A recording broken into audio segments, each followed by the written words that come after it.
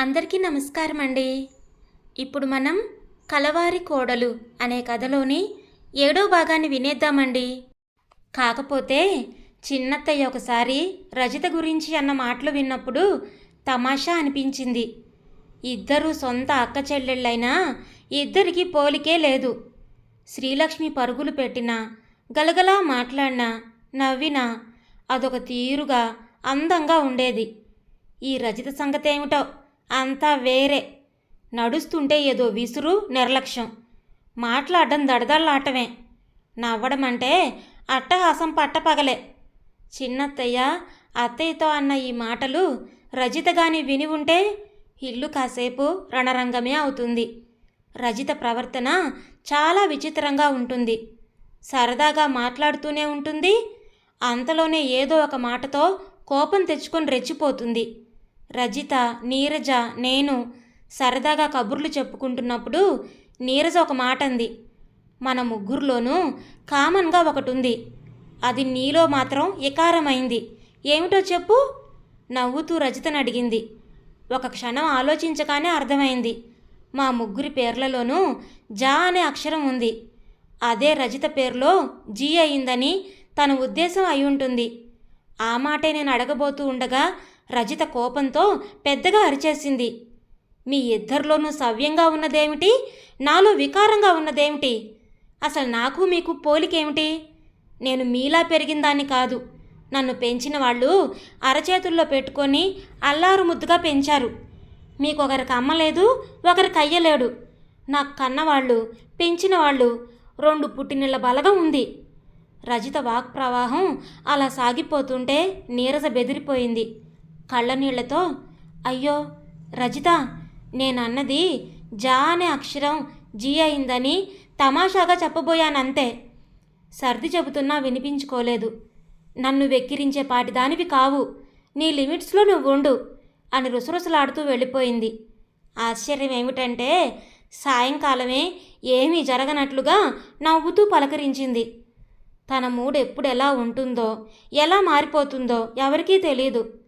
మొత్తానికి రజిత వచ్చిన దగ్గర నుండి ఇల్లు కలకల్లాడడం సంగతేమో కానీ చిన్నపాటి గాలివాన్లు మాత్రం మామూలు అయ్యాయి.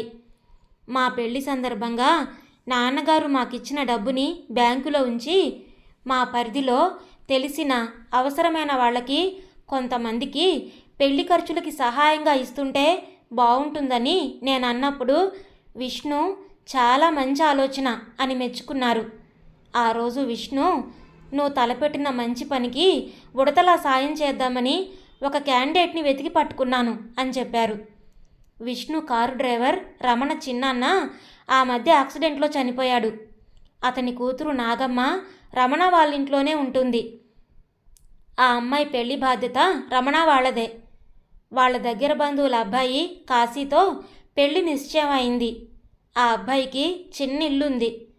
ఏదో చదవడం, రాయడం తెలుసును కానీ చదువు లేదు. ఎక్కడైనా కూలి పనికి వెళ్లాల్సిందే.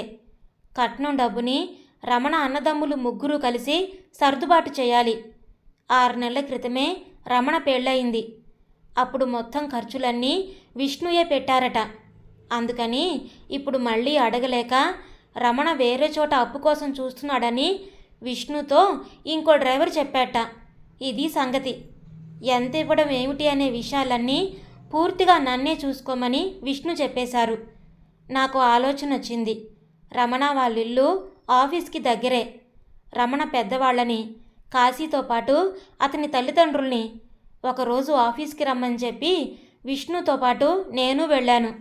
వాళ్ళందరూ వెనక వరండాలో కూర్చున్నారు.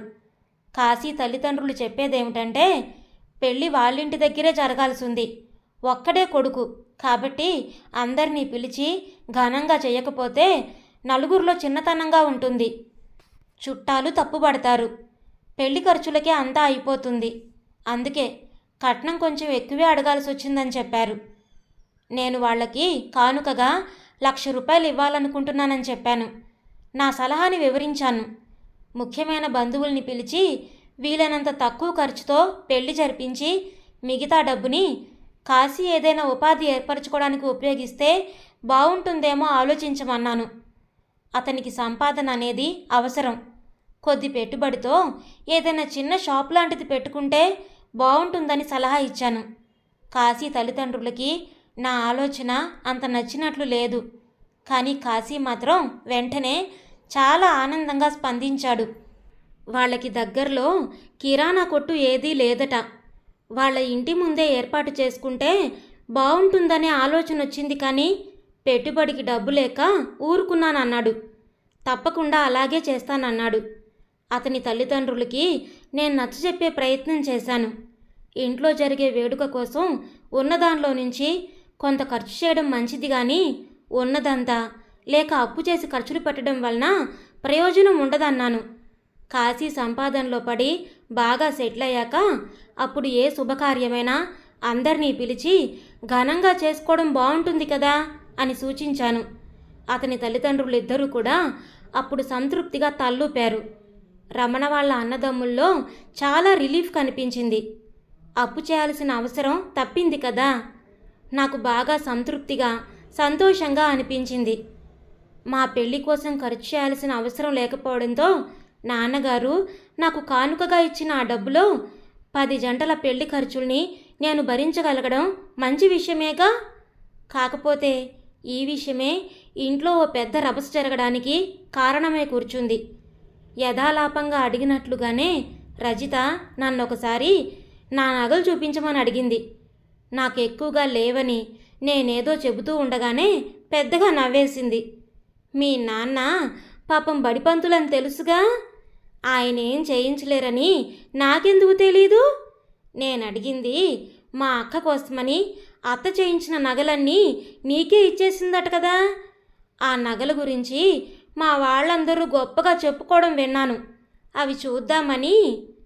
విష్ణు తన ఫైల్స్ అవి పెట్టుకునే బీరువాలో పెట్టినవి ఏం చేశారో నాకు తెలీదు. అన్నీ లాకర్లో పెట్టారో అలా ఉంచేశారో నేను అడగలేదు. ఆ బీరువాని తెరిచే అవసరం నాకు రాదు. ఆ నగల విషయం నాకేమీ తెలియదనగానే నా వైపు చాలా విచిత్రంగా చూసింది. చూపించడానికి భయపడుతున్నట్లున్నావే అంది పెదవుల్ని సాగదీస్తూ. భయం దేనికి? అర్థం కాలేదు నాకు. ఎందుకేమిటి? పెద్దత్త చేయించినవేగా అని నాకేదైనా నచ్చిందుంటే తీసుకుంటానని అంటానేమోనని ముందు జాగ్రత్తగా చూపించడానికి భయపడుతున్నావు. తెలుస్తుందిలే. నేను నిర్ఘాంతపోయాను. చచ్చా, రజిత ఇలా ఎలా ఆలోచించగలిగింది అనిపించింది. నాకు నిజంగానే ఆ నగల గురించి పెద్దబావకి తప్ప నాకు తెలీదు. అత్తయ్య చేయించిన నగలే కాదు, నాన్నగారు కొన్న వాటిల్లో అయినా నీకు నచ్చిందుంటే ఇవ్వడానికి నేనేం బాధపడను, సంతోషంగానే ఇస్తాను. సరేలే అంటూ వ్యంగ్యంగా మళ్ళీ నవ్వింది. లేని వాటిని దానం చేసేస్తామని ఎవరైనా ధారాళంగా చెప్పొచ్చు. అంత ఖరీదైన నగల గురించి నీకేం తెలియదంటే నేను నమ్మాలన్నమాట. పైగా నగలంటే ఇష్టం లేదని చెప్పి పెట్టుకోకుండా ఎవరికంటా పడకుండా జాగ్రత్త పడుతున్నావు. సమాధానం చెప్పాలని కూడా అనిపించలేదు. నిర్లిప్తంగానే చూసి ఊరుకున్నాను. నా గురించి తన అభిప్రాయం అదే అయితే కాదంటూ నేను వాదించడం ఎందుకు? ఆ నగల గురించి విష్ణుని అడిగాను. విష్ణు కాసేపు ఆలోచనలో పడిపోయి నిశ్శబ్దంగా ఉండిపోయారు. 2 క్షణాల తర్వాత అసలు విషయం నాకు తెలియడమే మంచిదనుకున్నారేమో చెప్పారు. ఆ నగలు లాకర్లో కూడా లేవట. లాకర్ నుంచి తీసి ఆ నగల్ని విష్ణుకి బాగా తెలిసిన సేటు దగ్గర హామీగా ఉంచి కృష్ణప్రసాద్ పెళ్లి కోసం అప్పుగా తెచ్చారు. ఈ విషయం విష్ణుకి తప్పించి ఇంట్లో వాళ్ళెవ్వరికీ, అత్తయ్యకి కూడా తెలీదు. పెళ్లి ఘనంగా చేయాలనే కోరిక ఉన్నా అప్పు చేయడానికి అమ్మ ఇష్టపడకపోవచ్చు. అలాంటి పరిస్థితి వచ్చినందుకు బాధపడుతుంది. అందుకే అమ్మకి చెప్పడం నాకు ఇష్టం లేదు. బిజినెస్ వ్యవహారాల్లో సర్దుబాటు చేసుకోవడానికే పెద్ద మొత్తంలో కావలసిన అప్పు కోసం ప్రయత్నాలు చేస్తున్నాను. పెళ్లి ఖర్చుల కోసము ఎక్కడో అప్పు చేసే ఇబ్బంది కంటే ఇలా నగల్ని ఉంచడమే బాగుంటుందనుకున్నాను. 1-2 సంవత్సరాల్లో పరిస్థితి అంతా చక్కబడుతుందనే నమ్మకం నాకు పూర్తిగా ఉంది. ఇంతలో ఈ అప్పుల గురించి అమ్మకి తెలియచేయడం ఎందుకు అనిపించింది. ఎవరికీ తెలియకపోవడం నీకు ఇబ్బందిని తెచ్చిపెడుతుందనే ఆలోచనే నాకు రాలేదు అంటూనే విష్ణు నా చెయ్యి పట్టుకొని క్షమాపణ అడుగుతున్నట్లుగా, అవును సుజీ, నేను తప్పు చేశాను అన్నారు. పర్వాలేదు అన్నట్లుగా చూశాను. ఇంత పెద్ద ఇల్లు, నౌకర్లు, చాకర్లు, కార్లు, ఇంత హంగామా ఉన్నవాళ్ళకు కూడా అప్పు చేయాల్సిన పరిస్థితులా? ఎంత చెట్టుకి అంత గాలంటే ఇదేనేమో. ఉన్నవాళ్ళకైనా లేని వాళ్ళకైనా ఏ వేడుకైనా వీలైనంత అట్టహాసంగా చేయాలనే అనిపిస్తుందన్నమాట. నాలాంటి ఏ కొద్ది మందికో మాత్రం అనవసరం అనిపిస్తుంది. నాకు ఇలా అనిపించడానికి కారణం నాన్నగారి ఆలోచనల ప్రభావం నా మీద ఉండడమే కాబోలు. విష్ణు చేసింది మంచి పనే. నా ద్వారాను ఈ విషయం ఎవరికీ తెలియకూడదనుకున్నాను. రజిత ఏమైనా అనుకొని విని ఊరుకోవడమే. 4 రోజుల తర్వాత అత్తయ్య గదిలోని బీరువాలో ఉండే శాంతమ్మ గొలుసు కనిపించడం లేదని అనుకోవడం విన్నాను. ఇక్కడికి వచ్చేటప్పుడు తనకి పుట్టింటి వాళ్ళిచ్చిన ఆ గొలుసును తీసుకొచ్చింది. దాయమని అత్తయ్య గారికి ఇచ్చింది. ఆ రోజు ఎందుకనో భరణలో చూస్తే అత్తయ్యకి కనిపించలేదు. ఎలా పోయి ఉంటుందని అందరూ తర్జన భర్జనలు పడుతున్నారు. నీరజ డ్రెస్సులు కొనుక్కోవాలని నన్ను రమ్మంటే సరే నన్ను రెడీ అయ్యాను. కారు లేదు, రజిత తీసుకెళ్ళింది. తను వచ్చాకనే వెళదామని ఇద్దరం హాల్లో టీవీ చూస్తూ కూర్చున్నాం. 2-3 రోజుల క్రితం బీరువాకే తాళాలు వేలాడుతూ ఉంటే తనే అలా మర్చిపోయానేమో అని అత్తయ్య అనుకున్నారట. కానీ ఇప్పుడు ఆలోచిస్తే ఎవరో ఆ రోజు బీరువా తీశారనిపిస్తుందని అత్తయ్య వచ్చి అక్కడే ఉన్న చిన్నత్తయ్యతో అన్నారు. ఎవరు తీస్తారు, ఎందుకు తీస్తారు? కొత్త వాళ్ళు ఎవరూ రాలేదు, వచ్చినా గదిలోకి వెళ్ళే అవకాశమే లేదుగా అంటూ ఇద్దరూ మళ్ళీ చర్చలో పడ్డారు. ఇంతలో ఫోన్ మోగడంతో నీరజ తీసి అత్తయ్యకి కార్డ్లెస్ అందించింది. ఎందుకో గాని ఫోన్లో మాట్లాడుతున్న అత్తయ్య మొహం వివరణమైంది. 2 నిమిషాలు విని మెల్లగా ఏదో అడిగారు. ఆ తర్వాత ఏదో చెప్పి ఫోన్ ఆఫ్ చేశారు. చిన్నత్తయ్య, ఏమిటక్కయ్యా, ఎవరు చేశారు, సంగతి ఏమిటి ఆరా తీశారు. అత్తయ్య మొహం కోపంతో జేవురించింది. అత్తయ్యలో అంత కోపాన్ని చూడడం అదే మొదటిసారి. శాంతమ్మ గొలుసు చమన్లాల్ షాపుకి చేరింది. రజిత అది చెడగొట్టి ఇంకేదో కొత్త రకం నెక్లెస్ చేయమని పురమాయించిందిట. ఆ రోజు వాళ్ళ అబ్బాయి షాపులో ఉన్నాడు. ఇప్పుడు ఈయన చూసి ఈ రకం గొలుసు ఇప్పుడు మళ్ళీ ఫ్యాషన్ అయిందని, ఇది అలాగే ఉంచి కొత్త బంగారంతో నెక్లెస్ చేయించుకోవచ్చు కదా అని అడగడానికి ఇప్పుడు ఫోన్ చేశారు. గొలుసుకున్న బిళ్ళ మీద శాంతమ్మ వాళ్ళ అమ్మ పేరు మునెమ్మ అని ఉంటుందిగా. ఆ విషయం అడిగితే ఉందన్నాడు. అది పంపించేయమని, కొత్త బంగారంతోనే రజిత ఆర్డర్ ఇచ్చిన నెక్లెస్ చేయమని చెప్పాను. అత్తయ్య మాటలకి విస్తుపోతూ చూశారు. అదేమిటి, నీకు మాట మాత్రం చెప్పకుండా రజిత ఇలా ఎందుకు చేసింది అన్నారు చిన్నత్తయ్య. అత్తయ్య ఏం మాట్లాడకుండా కూర్చున్నారు. చాలా అసహనంగా ఉన్నట్లు తెలుస్తోంది. కాసేపట్లోనే షాపు కొంచెం దగ్గరే కాబోలు చమన్లాల్ గుమస్తా వచ్చి గొలుసిచ్చి వెళ్ళిపోయాడు. కాసేపటికి రజిత వచ్చింది. అత్తయ్య కొంచెం గట్టిగానే నిలదీశారు. శాంతమ్మ గొలుసు ఎలా పోయిందని అందరం తలలు బద్దలు కొట్టుకుంటుంటే తీశానని చెప్పవే? ఆ గొలుసు చెడగొట్టడం ఎందుకని చమన్లాల్ ఫోన్ చేసే వరకు ఈ సంగతి తెలియనే లేదు. రజిత మోహన్ చిట్లించి చూసింది. అది శాంతమ్మ గొలుసా? ఆవిడ పెట్లోది పోయిందేమో వెతుక్కుంటున్నారనుకున్నా. శాంతమ్మది నీ బీరువాలో ఉండడం ఏమిటి? అసలు చమన్లాల్ వాళ్ళు నీకెందుకు ఫోన్ చేశారు? నాకు చేయాలి కానీ. నిన్ను మాత్రమే అడగాలనే సంగతి ఆయనకి తెలిసి ఉండదు. ఇంట్లో పెద్దవాళ్ళు ఉన్నప్పుడు వాళ్ళకొక మాట చెప్పాలంటే మర్యాదే కానీ తప్పు లేదని ఎవరైనా అనుకుంటారు. నీకు మాత్రం తెలియలేదు కానీ. అత్తయ్య మాటలు తీక్షణంగానే ఉన్నాయి. రజిత రోషంగా ఉరుముతున్నట్లుగా చూసింది. నాకు తోచినట్లు నా ఇష్ట ప్రకారమే ఏదైనా చేస్తాను. ఎవరి సలహాలు నాకు అవసరం లేదు. మొదటి నుంచి నా పద్ధతి ఇదే. ఇప్పుడు కొత్తగా నా అలవాటుని మార్చుకోను. చాలా నిక్కచ్చిగా చెప్పింది. ఏదైనా నీ ఇష్ట ప్రకారమే చేసుకో, నన్ను అడగాల్సిన పని లేదు. కానీ బీరువాలో గొలుసు తీసి దాన్ని మార్చాలనుకుంటే నాకు మాట చెప్పనవసరం లేదా? చెప్పుంటే అది శాంతమ్మ గొలుసు అని తెలుసుండేదిగా. ఏ కొత్త ఫ్యాషన్ నాగొచ్చినా వెంటనే కొనుక్కోవడం నాకు అలవాటు. చిన్నబావని అడిగితే ఇప్పుడు కాదనేశాడు. నీ దగ్గరకు వస్తే స్నానం చేస్తున్నావు, డబ్బు కోసం బీరువా తెరిస్తే అది కనిపించింది. పాత గొలుసు ఎందుకని మార్చేయాలనుకున్నాను. ఈ మాత్రం దానికి ఇంత రాద్ధాంతం చేస్తున్నారు. ఎంతైనా ఖర్చు పెట్టుకునే హక్కు నీ పెద్ద కోళ్ళకే కాదు, నాకు ఉంది. మధ్యలో ఇంకొకరి ప్రసక్తి నీకెందుకు? చాలా నెమ్మదిగా అన్నారు. ఈ ఇంట్లో విషయాలు నాకు అవసరమే. నాకు ఇవ్వడానికి చిన్నబావ దగ్గర డబ్బు ఉండడం లేదు. పెద్దబావదే పెత్తనం కాబట్టి ఆవిడెంతైనా ఖర్చు పెట్టుకోవచ్చు కాబోలు. ఆఫ్టర్ ఆల్ ఒక డ్రైవర్ బంధువులకే 1,00,000 రూపాయలు దానంగా ఇచ్చేసిందంటే ఆ లెక్కన సొంతానికి ఇంకెంత ఖర్చు చేస్తుందో ఎవరు పట్టించుకోరా? వాళ్ళ నాన్న బడిపంతులు కాకపోయి ఉంటే అదంతా వాళ్ళ నాన్నిచ్చిన డబ్బేనని గొప్పలు కూడా చెప్పుకునేదేమో. రజిత మాటలకి నేను హతాశురాలనయ్యాను. మధ్యలో అనవసరంగా నా ప్రసక్తి తీసుకొచ్చింది. 2 రోజుల క్రితమే కాశీ వాళ్ళకి చెక్ ఇచ్చాను. ఏ డ్రైవరో రజితకి చెప్పు ఉండొచ్చు. నేను నీరజతో కానీ రజితతో కానీ ఈ మాట అనలేదు. రహస్యమని కాదు, అలాగని అందరికీ చెప్పాల్సిన అవసరం ఉందని నేను అనుకోలేదు.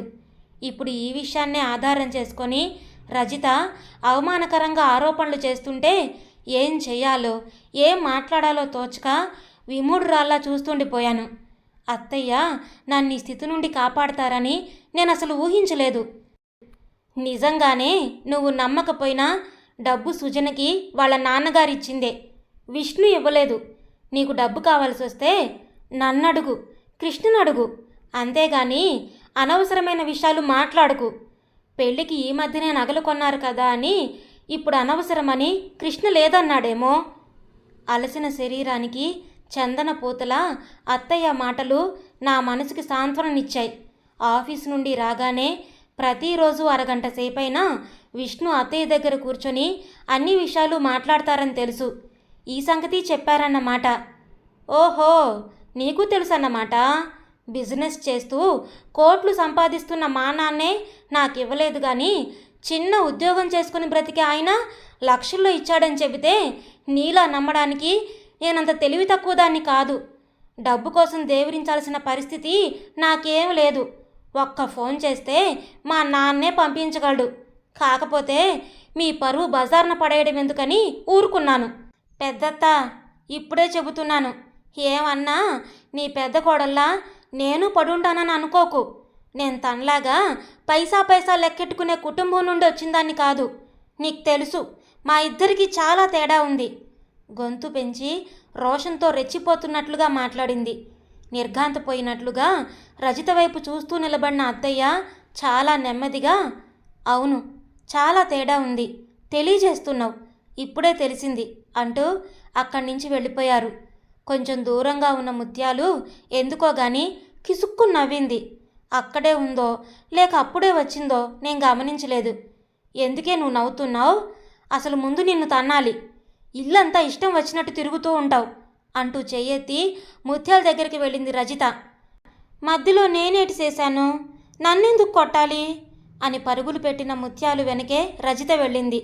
2 నిమిషాల్లోనే బుసలు కొడుతున్నట్లుగా ఈజీ చైర్ని చేత్తో పట్టుకొని వచ్చిన రజిత దాన్ని హాలు ద్వారం బయట వేసుకొని కూర్చొని నీరజతో, ఈ పిచ్చిదాని నోటికి హద్దు పద్దు లేదు, ఎంత మాటైనా అనేస్తుంది. ఇదెంత, దీని బతుకెంత? నన్ను దొంగ అంటుందా?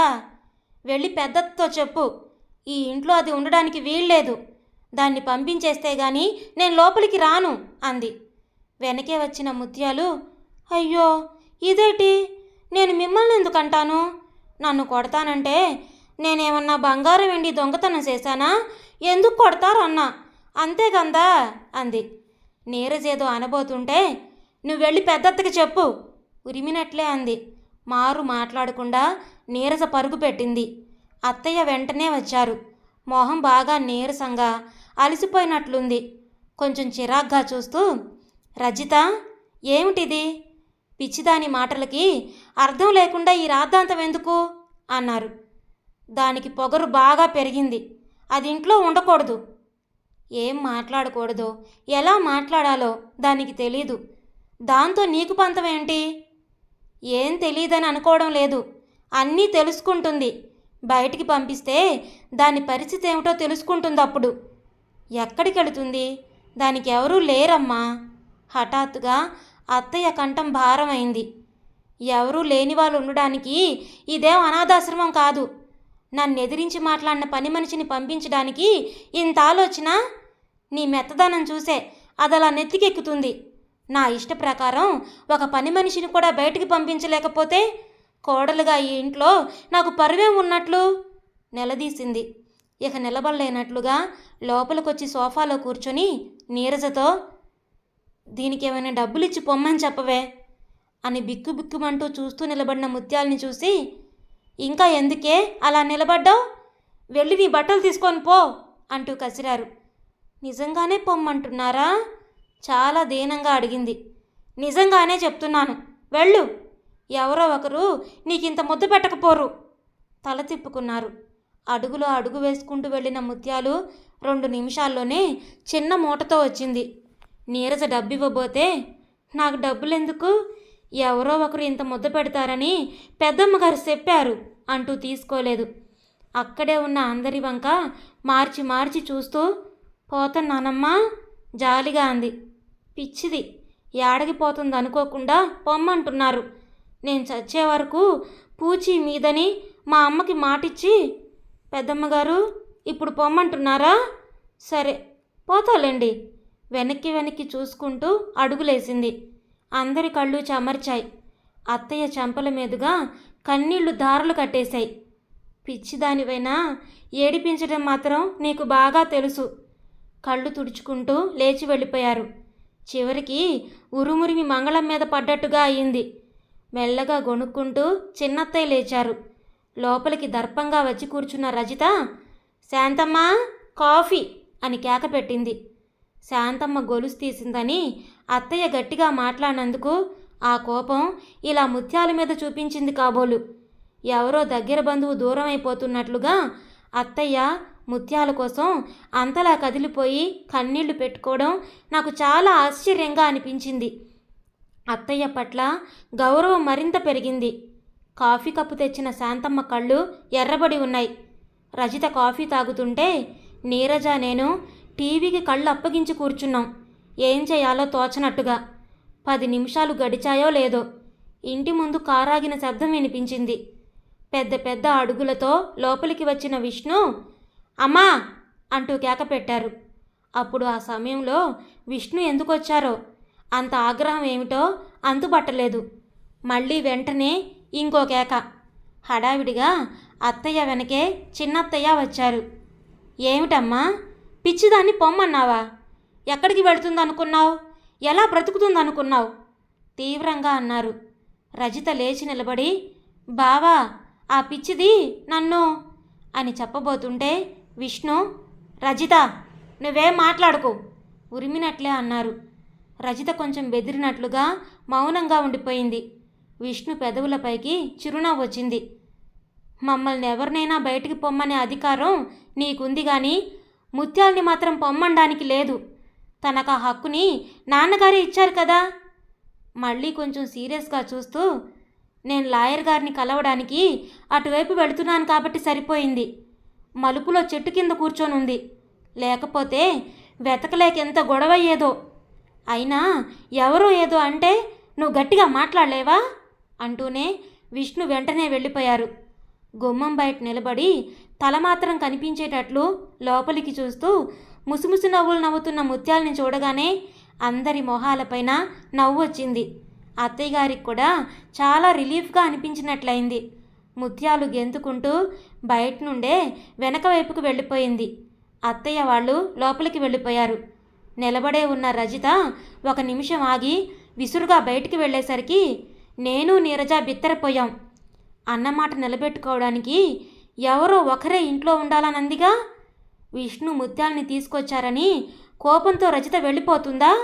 ఇప్పుడేం చేయాలి? ఆపడానికి ఎవరిని పిలవాలి? మేము ఈ కంగారులో ఉండగానే రజిత కారు దగ్గరికి వెళ్ళి మరిచిపోయింది కాబోలు హ్యాండ్ బ్యాగు, చిన్న ప్యాకెట్టు తీసుకొని వెనక్కి తిరిగి రావడం చూసి మేమిద్దరం తేలిగ్గా ఊపిరి తీసుకొని చిన్నగా నవ్వుకున్నాం. తర్వాత నీరజ ముత్యాల గురించి చెప్పింది. శ్రీనిలయం కట్టేటప్పుడు ముత్యాలు ఇంట్లో పని అస్సలు చేసేది కాదు. రోజంతా ఇల్లు కట్టే పనుల్లోనే ఇటుకలు మోయడం, సిమెంట్ అందించడం, అలా ఏదో ఒక పని చేస్తూ ఉండేది. ఇల్లు తనే కట్టేస్తున్నట్లుగా హడావిడి చేస్తూ అందరి కూలీల మీద అరుస్తూ ఉండేదిట. అంతా అయ్యాక, నువ్వు చాలా శ్రమపడ్డావు, ఏం బహుమతి కావాలి అని మావయ్య గారు ముత్యాల్ని సరదాగా అడిగితే, ఇల్లే తనకిచ్చేయమందిట. అదేంటని అడిగితే, కోపం వచ్చినప్పుడు పెద్దమ్మగారు పంపించేస్తానని అంటుంటారు కాబట్టి ఇల్లే తనదైతే ఇక ఆ మాట ఎప్పుడు అనలేరు కదా అని అలా అడిగానని జవాబు చెప్పిందిట. మావయ్య గారు కూడా నవ్వుతూ, సరే ఈ ఇల్లు నీదే, నిన్నెవరూ ఇక పొమ్మనర్లే అంటూ అందరితో, విన్నారుగా, అందరికీ తెలిసిందిగా అని సరదాగా అన్నారట. ఈ విషయం ఇప్పుడు విష్ణు అత్తయ్యకి గుర్తు చేస్తూ ముత్యాల్ని పొమ్మనే అధికారం ఎవరికీ లేదన్నారన్నమాట. ముత్యాలు అమాయకురాలే అయినా ఒక్కోసారి చాలా తెలివిగా మాట్లాడుతుందనిపిస్తుంది. ముత్యాలు వాళ్ళమ్మ అత్తయ్య వాళ్ళ దగ్గర కొన్నాళ్ళు పనిచేసిందిట. ఆ తర్వాత ముత్యాల్ని పెట్టింది. పిచ్చిదని తన ఇంట్లో వాళ్ళెవరూ సరిగా చూడరని ఒకసారి బాధపడుతుంటే అత్తయ్య ముత్యాల గురించి దిగులొద్దని, పని చేసినా చేయలేకపోయినా జీవితాంతం కనిపెట్టి చూసే బాధ్యత తమదేనని వాళ్ళమ్మకి చెప్పారట. సరైన సమయంలో ఆ మాటని గుర్తు చేసి అత్తయ్యనే కాదు అందరి చేత కన్నీళ్లు పెట్టించింది. విష్ణు ముత్యాల్ని తిరిగి తీసుకొచ్చినందుకు రజిత రభస్ చేయకపోవడం ఆశ్చర్యమే. అసలు రజిత ప్రవర్తన నాకు వింతగా ఉంటుంది. ఒకసారి వరుసగా 4 రోజులు మామూలుగా సరదాగా ఉంటే తర్వాత ఏ గొడవ పెట్టుకొని ఆ రోజంతా రుసరుసలాడుతున్నట్లు ఉంటుంది. ఒక్కోసారి ఒక రోజులోనే 2-3 సార్లు ఎవరి మీదనైనా గట్టిగా అరిచేసి వెంటనే మళ్ళీ మామూలుగా మాట్లాడేస్తుంది. మనసులో ఉన్న అసంతృప్తి ఏదో అప్పుడప్పుడు ఇతరుల మీద అలా చూపిస్తూ ఉంటుందేమో. ఆ రోజు అవుట్ హౌస్లో ఉండే రుక్మిణమ్మ గారు ఏదో పూజ చేసుకున్నానని మమ్మల్ని ముగ్గురిని తాంబూలం తీసుకోవడానికి రమ్మనమని పిలిచారు. అక్కడికి రావడానికి రజిత నామోషిగా ఫీల్ అవుతుందేమోనని నేను అనుకున్నాను. కానీ తనే ముందుగా, ఏదో పాపం పిలిచారు, మనదేం పోయింది, పదండి వెళ్ళొద్దాం అంది. నారాయణరావు గారిది 70 ఏళ్ల వయసైనా చాలా చురుగ్గా ఆరోగ్యంగా ఉంటారు. నూతిలోని నీళ్లు చేదతో తోడి స్నానం చేయడమే కాక మొక్కలకు కూడా అలా తోడి పోస్తూ ఉంటారు. ఆయన ఆరోగ్య రహస్యం అదేనేమో. రుక్మిణమ్మ గారు కూడా అంతే, ఎప్పుడూ ఏదో ఒక పని చేస్తూనే ఉంటారు. ఆవిడ మాట్లాడుతూ ఉంటే ఎర్రరాళ్ల కమ్మలు ముక్కు పుడక భలే మెరుస్తూ ఉంటాయి.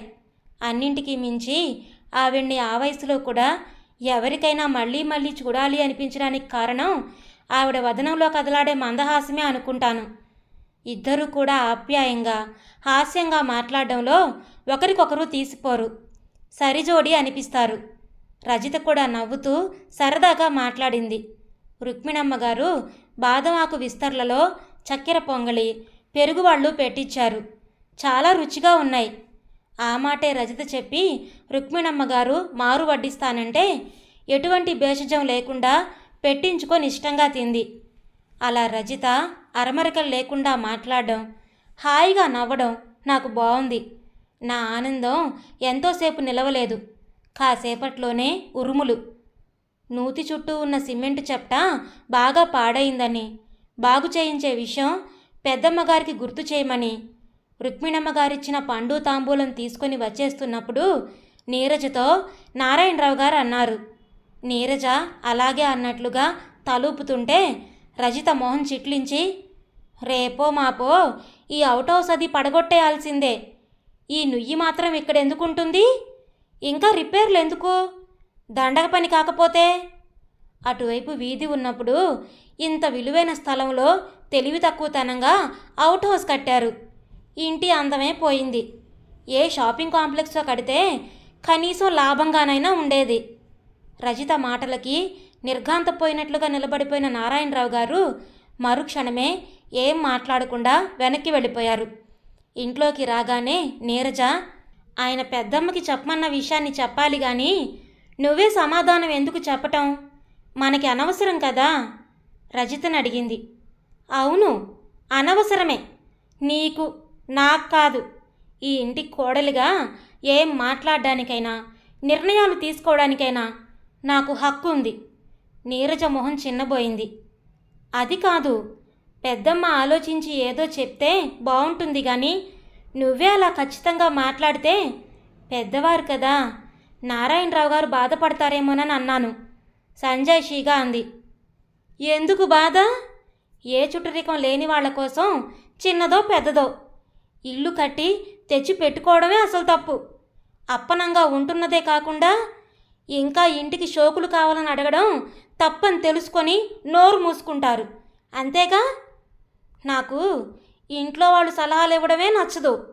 తలదాచుకోవడానికి వచ్చిన వాళ్ళు కూడా అన్నిట్లోనూ తలదూర్చి సలహాలు ఇవ్వడం అస్సలు నచ్చదు. కుండ బద్దలు కొట్టినట్లుగా మాట్లాడింది. నీరజ మొహం రోషంతో ఎర్రబడిపోయింది. కన్నీళ్లు ఆపుకోవడమే కష్టంగా ఉందని తెలిసిపోతుంది. ఇల్లు వాకిలి లేక నీడ కోసం, తిండికి కాదు, అండ కోసం మాత్రమే మేం వచ్చాం. అందరం కలిసి ఉందామని పెద్దమ్మ వాళ్లే ఒప్పించారు. ప్రతి సంవత్సరం ఇంటికి సరిపడా బియ్యం, పప్పులు మా పొలం నుండే వస్తాయి. రజిత తల ఒక రకంగా వంచి కనుబొమ్మలు ఎగరేస్తూ ఎగతాళిగా చూసింది. అబ్బో, మీ తిండే అందరం తింటున్నామన్నమాట. ఆ తిండి గింజల కోసమే మిమ్మల్ని ఒప్పించి తీసుకొచ్చారు. అవును మరి, లేకపోతే ఇక్కడ ఎలా జరుగుతుంది? నువ్వు చెబితే మేము నమ్మాలి. ఏంటో ఈ ఇంట్లో అందరూ గొప్పలు చెప్పుకునేవాళ్లే. విసురుగా రజిత వెళ్ళిపోయింది. నీరజ కళ్ళ నుండి నీళ్లు జలజలా రాలాయి. నోటికి ఏదొస్తే అది అనేస్తుంటానే కానీ నా మనసులో ఏం ఉండదని రజితే చెబుతూ ఉంటుందిగా. ఆ మాటల్ని పట్టించుకొని నువ్వు బాధపడటం అనవసరం నీరజ. చెయ్యి పట్టుకొని అనునయంగా అన్నాను. ఏం లేకపోవడం ఏమిటి? నిలువెల్లా అహంకారమే. దూరంగా ఉన్నా ఊరుకోదు, వెంటపడి మరీ గిచ్చుతూ ఉంటుంది అంది కళ్ళు తుడుచుకుంటూ. నీరజది మామూలు వ్యవసాయదారుల కుటుంబం. నేను అంతే, ఒక సాధారణ ఉద్యోగస్తుని కూతుర్ని. రజిత తను మాత్రం ఒక గొప్ప వ్యాపారవేత్త పెంపుడు కూతురు. మేమిద్దరం మా స్థాయిని బట్టి తన మాటల్ని విని ఊరుకోవాలే తప్ప ఖండించే సాహసం చేయకూడదని రజిత ఉద్దేశం. ఈ విషయాన్ని పరోక్షంగా తన మాటల ద్వారా అప్పుడప్పుడు తెలియజేస్తూనే ఉంటుంది. అందుకేనేమో ఎప్పుడైనా తన మాటల్ని కాదన్నట్లుగా మాట్లాడితే అసహనంతో రెచ్చిపోతూ ఉంటుంది. మళ్ళీ 4 రోజుల తర్వాత ఈసారి దాడి నా మీదే జరిగింది. ఆ మధ్యాహ్నం భోజనానికి నేను రజిత డైనింగ్ రూమ్కి వచ్చేసరికి డైనింగ్ టేబుల్ దగ్గర కూర్చొని ఎవరో అతను భోజనం చేస్తున్నాడు. పక్కనే నిలబడి శాంతమ్మ వడ్డిస్తోంది. ముందుగా వచ్చిన రజితని చూస్తూనే అతను, అక్కయ్య గారు నమస్కారం, చేతులు జోడించడానికి ఒక చెయ్యి ఖాళీగా లేదండి, పనిలో ఉంది కదా అంటూనే నన్ను చూసి నమస్కారం అన్నట్లుగా కొద్దిగా తల వంచి నవ్వుతూ చూశాడు. మా అబ్బాయి రంగా కాలేజీకి సెలవులు లేవని ఈ మధ్యకాలంలో రాలేదు. ఇంటికొచ్చి చాలా నాళ్ళయింది. 4 రోజులు సెలవులు వచ్చాయని ఇప్పుడు వచ్చాడు. శాంతమ్మ మొహంలో వెలుగు. చాన్నాళ్లకి కొడుకుని చూసిన ఆనందం అన్నమాట. రజిత మొహం చిట్లించి చూస్తూ, అక్కయ్య గారా, అదేం పిలుపు? మీ అబ్బాయి అయితే నువ్వు తినే చోట తినాలి కానీ ఇక్కడేమిటి? కోపంగా అంది. రంగా ఒక్క క్షణం తెల్లబోయి అలాగే చూసి వెంటనే సర్దుకొని నవ్వేశాడు. నిజమే మేడం, పెద్దమ్మగారి ఆర్డర్ కాదనిలేక కానీ నాకు ఇక్కడ అదేమిటో బాగుండదండి. కింద కూర్చొని తింటేనే అమ్మ చేతి వంట అసలైన రుచి నోటికి అందుతుంది.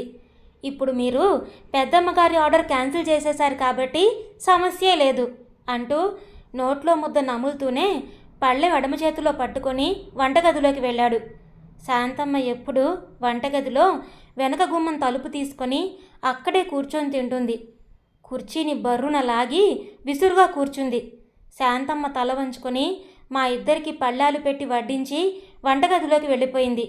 మామూలుగా అన్నీ టేబుల్ పైనే ఉంటాయి కాబట్టి ఎవరికి కావలసిన వాళ్ళు వడ్డించుకుంటారు. అందరూ ఒకసారే కూర్చున్నప్పుడు పిలిస్తే వచ్చి ఏవైనా అందించడానికి, వడ్డించడానికి శాంతమ్మ గుమ్మం దగ్గరే ఉంటుంది.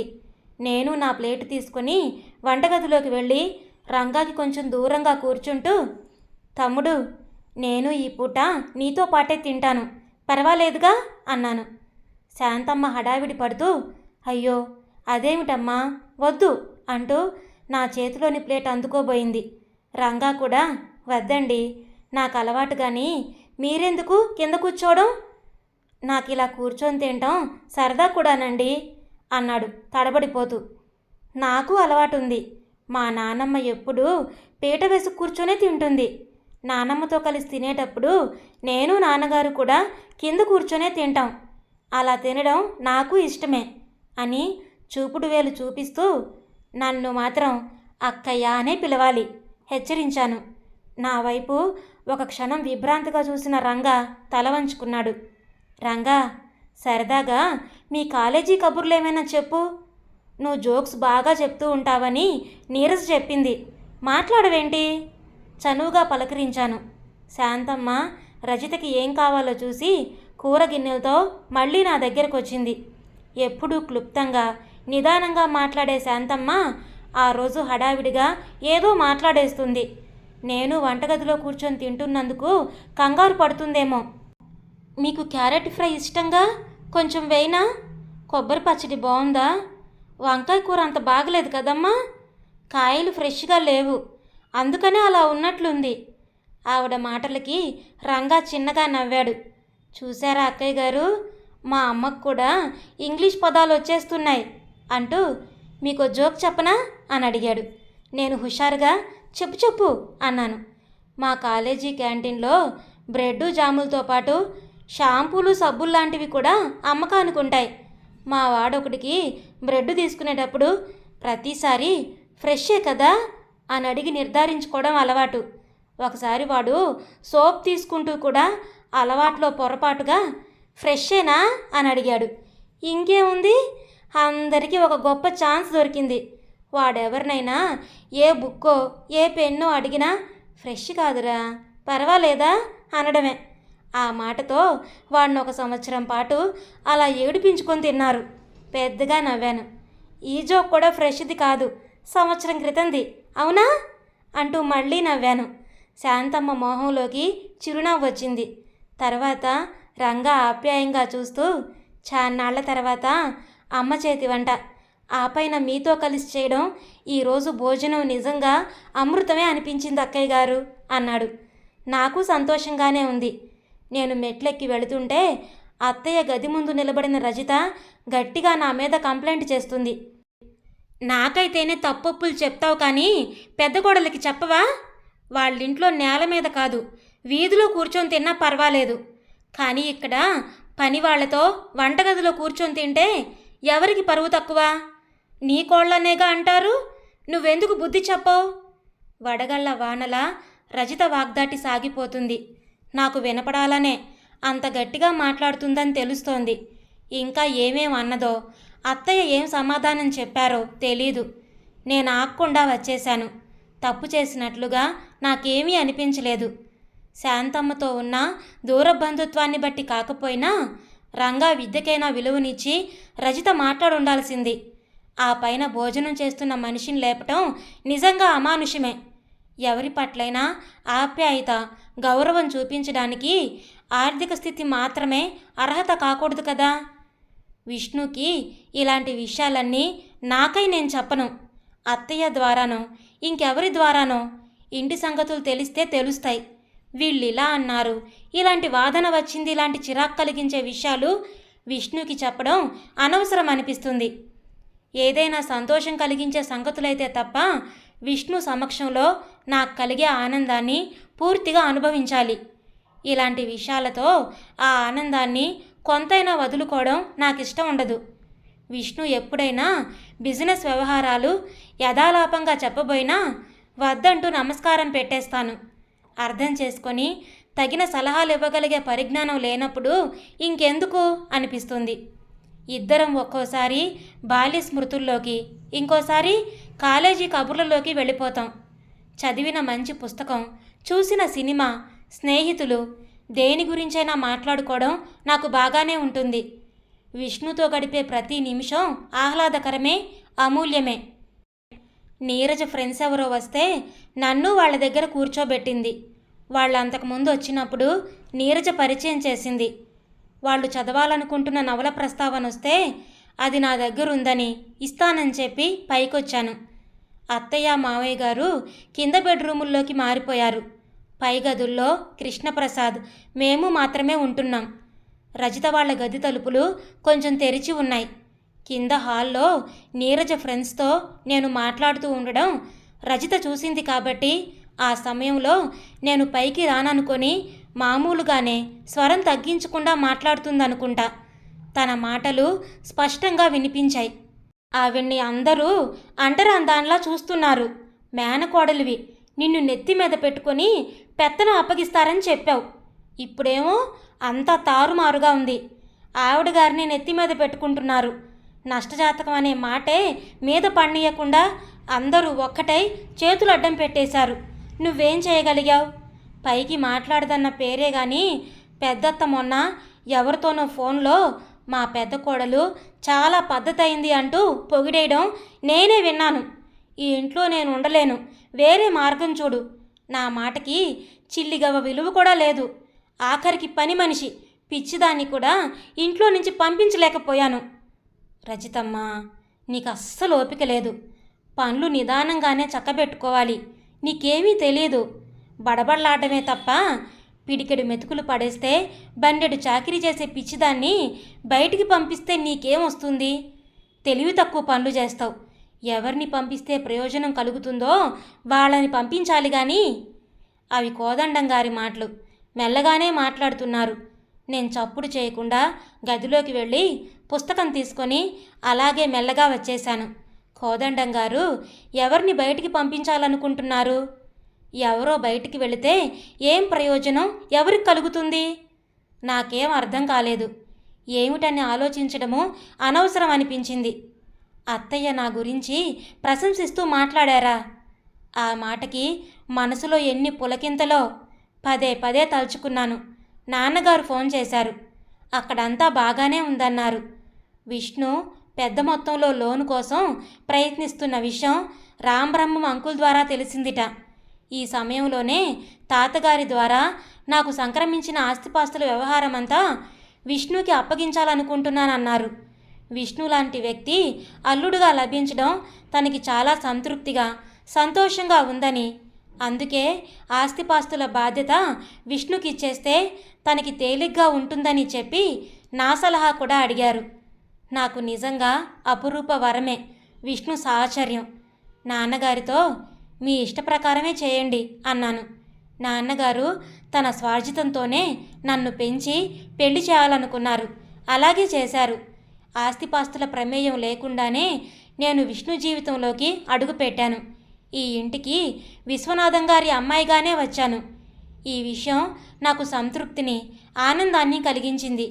ఇప్పుడు బ్యాంకులో ఉన్న డబ్బు విష్ణు వ్యాపారానికి ఉపయోగపడితే అంతకంటే కావలసిందేముంది? ఆ తర్వాత నాన్నగారి సలహాతో ఏం చేయడం అన్నది ఆలోచించవచ్చు అనుకున్నాను. ఆ రోజు అత్తయ్య, కృష్ణప్రసాద్ మామయ్య గారిని ప్రతీ నెలా జరిగే రెగ్యులర్ చెకప్కి హాస్పిటల్కి తీసుకువెళ్లారు.